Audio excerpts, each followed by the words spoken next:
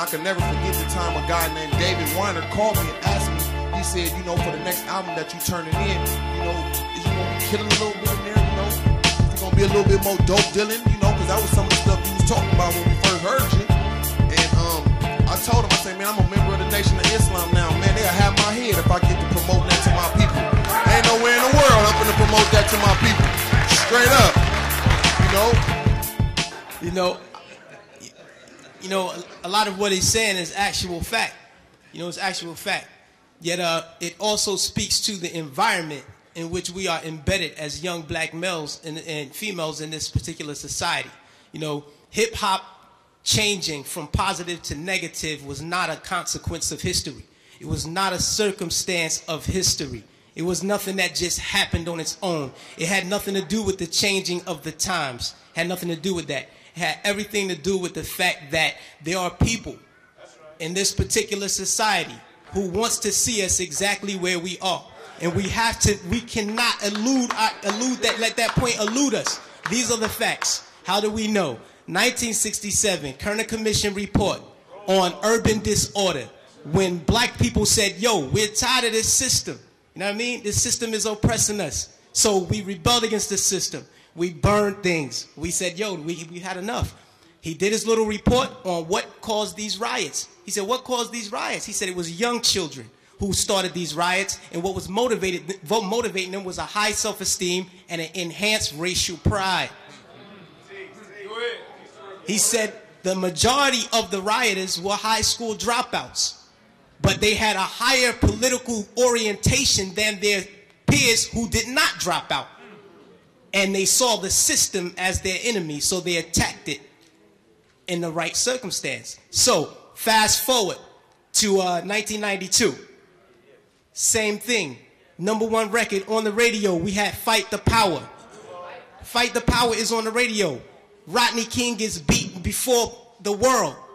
The black youth rebelled against the system.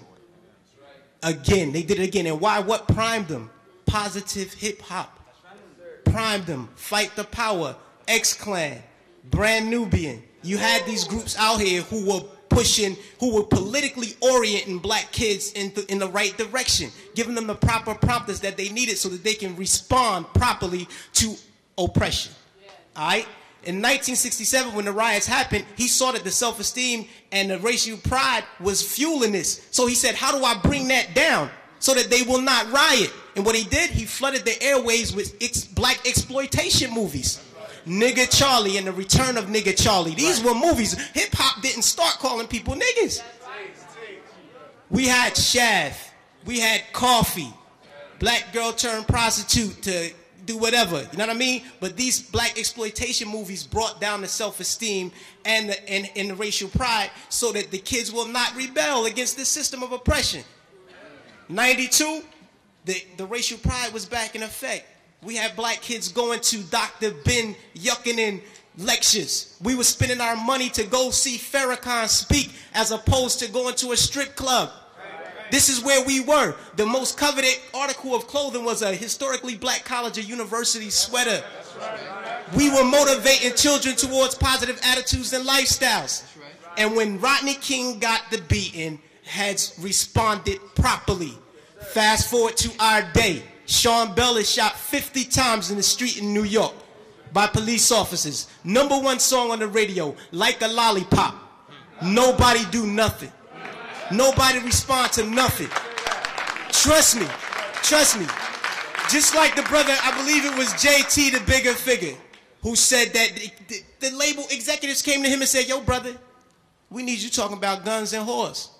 You know what I mean? That's right. That happens. I've been in those meetings with management and had to ask me, is what you're saying really what you believe so that we'll know how to market you properly? You know what I mean? This happens. Young Buck on his album, he has a song on his album that talks about police terrorism. The label said absolutely not. Jimmy Iovine said absolutely not. You cannot put that record on the album because it might create an atmosphere that might put police officers' lives in danger. Right. So they took the record off, but they let him keep the other 14 songs on the album that talked about killing black youth. So this is what we're dealing with. We're not dealing with a circumstance or consequence of history. You know what I mean? The environment that we're embedded in puts us in a situation where we feel we have to maneuver and play the game and water our message down. You know what I mean? But no, what happened was they intentionally shifted the paradigm to get us exactly where we are right now. Right now, we're feeding the prison industrial complex right now. Our kids are going to prison because they're promoting these records. They're promoting these records daily that send us to jail. You know what I mean? It's cool to go to jail. You know what I mean? They glorifying these things. And it's not the black youth. We're in a position where we get, like the brother said, the choice. You know, he said, yo, I chose the positive. So I didn't do it. But every youth is not going to take that route. I know I come from the projects. Grew up in the projects all my life. You know what I mean? And we're not turning down $500,000 to say nigga. We're not going to do it because we won't turn down $200 to take a package of crack from one corner to the next. You know what I mean? We're living in a state of poverty and want of all things. So it's hard for us to make that. Our judgment is clouded. And they knew that the judgment would be even more clouded if they took groups like X-Clan off the radio. This is just what it is. And until we start to deal with the environment that's shaping the behavior, we'll never get to the next level. We have to confront that. Please.